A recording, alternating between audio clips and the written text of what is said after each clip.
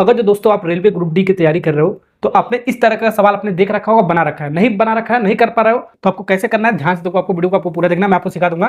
तो यहाँ से आपका ये जो मिसिंग फ्रीक्वेंसी है ना आपका, ये बारंबारता ये निकालना है। टेबल दे रखा है तो यहाँ पर मीन की वैल्यू दे रखा है आपका, तो मीन का फार्मूला आपका कुछ ये होता है sigma F x divide by sigma F x, ठीक है। तो मीन का फार्मूला हमारा, मीन हमारा दे रखा है इस सवाल में, आपका मीन निकालना नहीं। मीन दे रखा है कितना बाबू, 4। मीन कितना दे रखा है बाबू, 4 दे रखा है, ठीक है।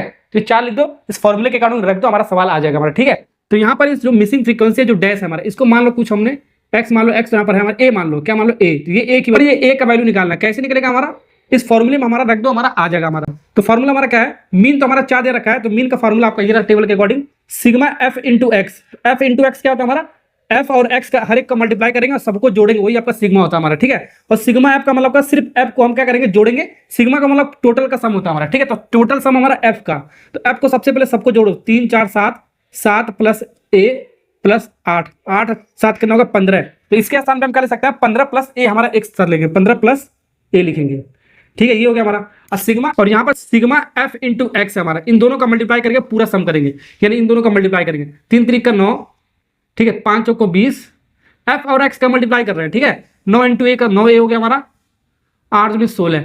अब सिग्मा का मतलब मैंने आपको कहा सबको जोड़ना है, तो सबको जोड़ो, हमारा कितना जोड़ने पर हमारा देखो कितना आ रहा हमारा, जोड़ने पर सम कर दो, टोटल सम यही सिग्मा होता है आपका, टोटल सम सबको जोड़ दो। 9 20, 9 तो हमारा बाद में जोड़ेगा हमारा, 9 20 फिर 16 कितना हो गया आपका 45, 45 प्लस 9 ये तो हमारा एक साथ रहेगा हमारा, क्योंकि अलग था हमारा, ठीक है।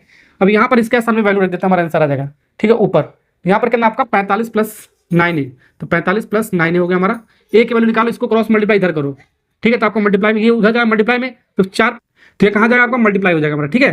तो 15 चौको 60, ठीक है, ये उधर जाएगा तो हमारा कितना 15 चौको 60, ठीक है। 4 का नाम 4, ठीक, ये इसको 45 प्लस 9 को ऐसे ही रहने दो।